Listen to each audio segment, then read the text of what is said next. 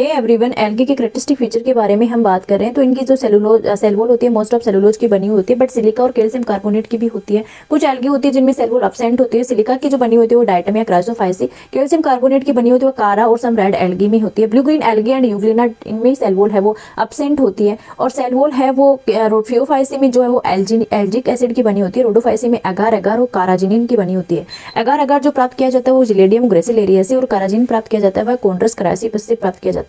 बात करें इनके सेक्स ऑर्गन की, तो सेक्स ऑर्गन है वो नॉन जैकेट होते हैं और यूनिसेलुलर होते हैं, बट अपवाद हर जगह होता है। तो इसका जो अपवाद है वो है कारा, क्योंकि कारा में सेक्स ऑर्गन है वो प्रेजेंट होते हैं, यानी कि जैकेट सेक्स ऑर्गन प्रेजेंट होते हैं और वे मल्टीसेलुलर होते हैं। इनमें एंथ्रीडियम और आर्किगोनियम है वो प्रेजेंट होते हैं।